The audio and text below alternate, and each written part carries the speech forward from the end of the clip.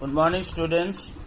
Today we are starting with the next exercise, that is exercise 6.5, and for 6.5 we require the knowledge of Pythagoras theorem and its converse. Now out of this, one of the theorem, that is the Pythagoras theorem, we have to learn for proof. It is written learn for proof, and converse of Pythagoras theorem has been deleted from syllabus for proof purpose, but the application based questions can always come to you. So please don't get disturbed if the questions on converse of Pythagoras theorem are present in the examination, because we are deleting only the proof of the theorem converse of Pythagoras theorem. Otherwise, converse of Pythagoras theorem application based questions are very much included in the syllabus. Now, what about Pythagoras? Pythagoras is a famous mathematician which has existed about more than 2500 years ago. You can imagine the contribution of Pythagoras. We have asked you to prepare a mathematics project on history of a mathematician. You can choose Pythagoras as one of the mathematician. For you can trace out the history using the Google, and you can prepare a project and you will be given marks in board examination, practical mathematics for doing this. And we have given all information before also how we have to prepare a project for that also. So let us go ahead. First of all, let us see this theorem. This is theorem 6.7, which is referred in Pythagoras theorem. According to theorem 6.7, if a perpendicular is drawn from the vertex of a right angle triangle, you can see this is ABC is a right angle triangle, and a perpendicular is drawn. You can see BD is perpendicular to AC. If a perpendicular is drawn from the vertex of a right angle triangle to hypotenuse of triangle, you can see in triangle ABC, angle B is 90 degrees, so the side facing 90 degrees is AC, and AC is the hypotenuse. Perpendicular drawn from the vertex to the hypotenuse, it is going to divide this triangle into two triangles which are similar to the let us see the statement, actual statement. They of a right angle triangle, hypotenuse, then triangles on both the sides of the perpendicular are similar to the whole triangle and to each other also. You can see triangle ABD and triangle BDC, they are similar to each other, and ABD is similar to ABC, and BDC is also similar to ABC. You have to learn what is the name of these two triangles. If we will consider ABC as the first or the biggest triangle, then second triangle we will take as ADB. You can see, and from B we will start the second triangle, that is BDC. And how we are going to prove it, although the proof is not required in this theorem of 6.7, but still I am going to ask you to write the proof, because in pencil you can see I have notified as to how we can write down the proof also, how they are similar. So let us start with the Pythagoras theorem. This is Pythagoras theorem. In a right angle triangle, the square of the hypotenuse is equal to the sum of the squares of other two sides. What do we call it? I have written also, it is known as Pythagoras theorem. So what is Pythagoras theorem? Let us learn the statement also. We have to learn the proof also. This proof is very much going to come in the board examination. You can expect. What is Pythagoras theorem? In a right angle triangle, the square of hypotenuse is equal to the sum of the squares of the other two sides. The square of hypotenuse is AC square.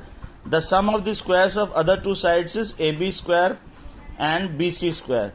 So what is according to Pythagoras theorem? According to Pythagoras theorem, AC square is equal to AB square plus BC square. How do we do it? See, in a right angle triangle ABC, you can see the triangle ABC, the angle B is 90 degrees, and we need to prove AC square is equal to AB square plus BC square. Let us draw a perpendicular from vertex B that is the angle which is 90 degrees on the hypotenuse AC of the right angle triangle ABC. So BD is perpendicular to AC.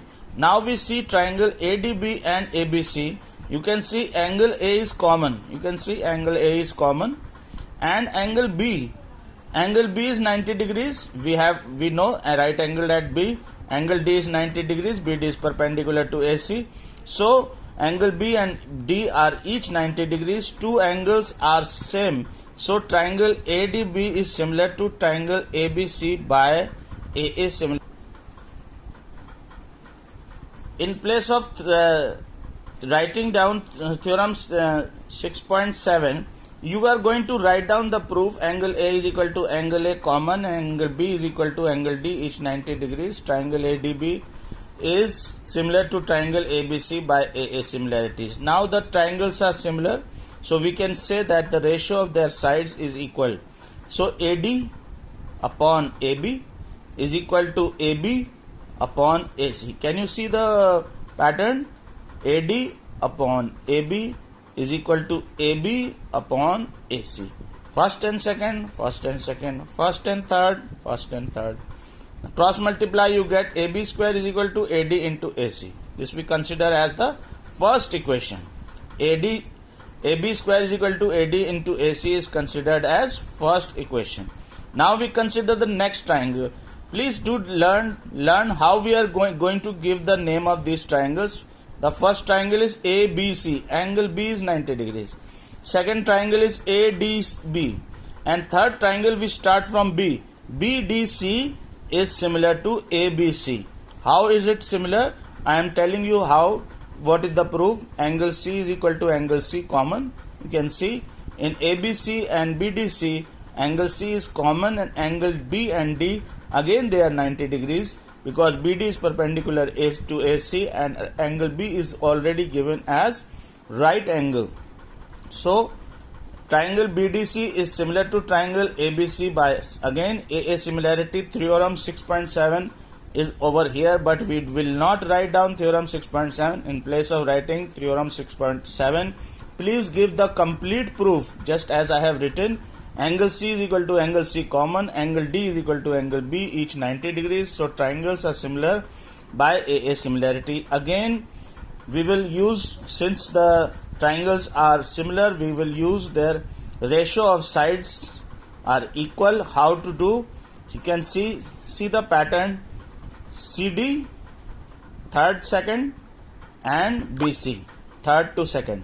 Then BC is first to third, then AC first to third.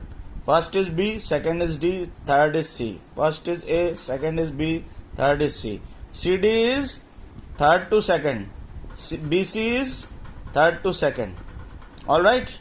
Then BC is first to third. AC is first to third. Cross multiply, BC square is equal to CD into AC. This we considered as first equation. AB square is equal to AD into AC. This we considered as first equation.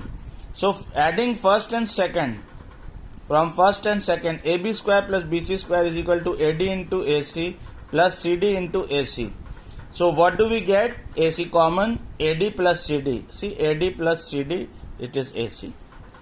So AD plus CD is equal to AC. This is AC into AC. So AB square plus BC square is coming equal to AC square. This is what we need to prove. AC square is equal to AB square plus BC square. This is our Pythagoras. The next theorem is converse of Pythagoras theorem. What is converse of Pythagoras theorem? In a triangle, if square of one side is equal to sum of the squares of other two sides, then the angle opposite to the first side is a right angle triangle. Now, this year we do not require the proof of converse of Pythagoras theorem. We only require the statement of converse of Pythagoras theorem. What does it says? In triangle ABC, we are given AC square is equal to AB square plus BC square. Angle B is not given 90 degrees. Then, if AB square plus BC square is AC square, if this is true, then the angle opposite to the first side, that is AC square, AC is going to be 90 degree. This is what converse of Pythagoras states us.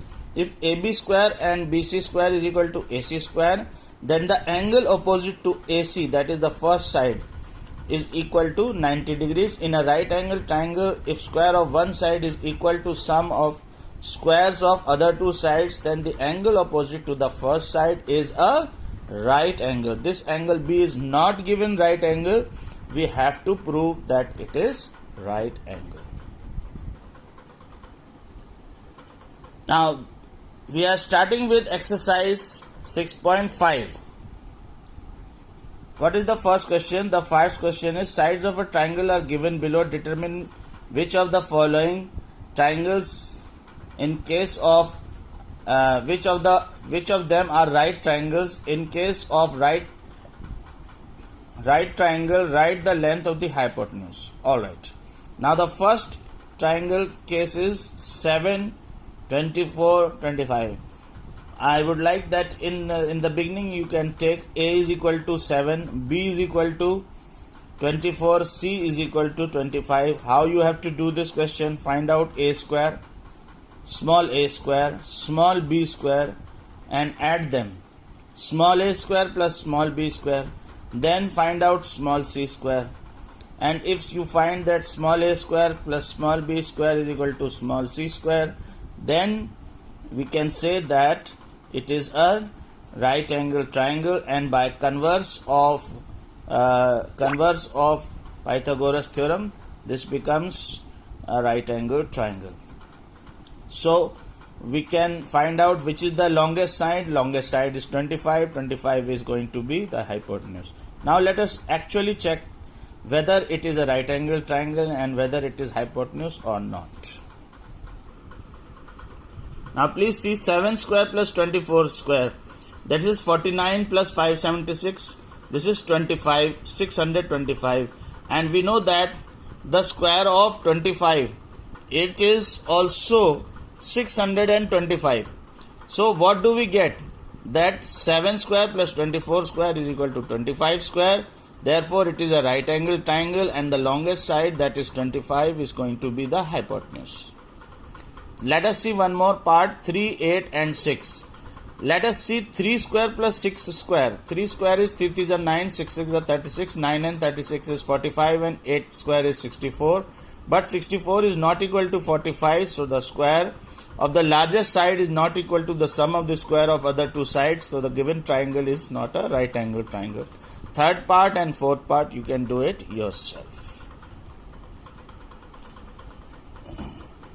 PQR is a triangle right angled at P. CPQR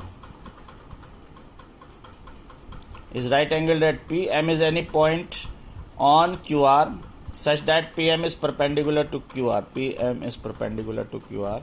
Show that PM square is equal to QM into MR. How do we prove them? Now, angle P is equal to 90 degrees and PM is perpendicular to QR. This is given to us. So, triangle PMQ is similar to triangle RMP. PMQ is similar to triangle RMP. How is it similar?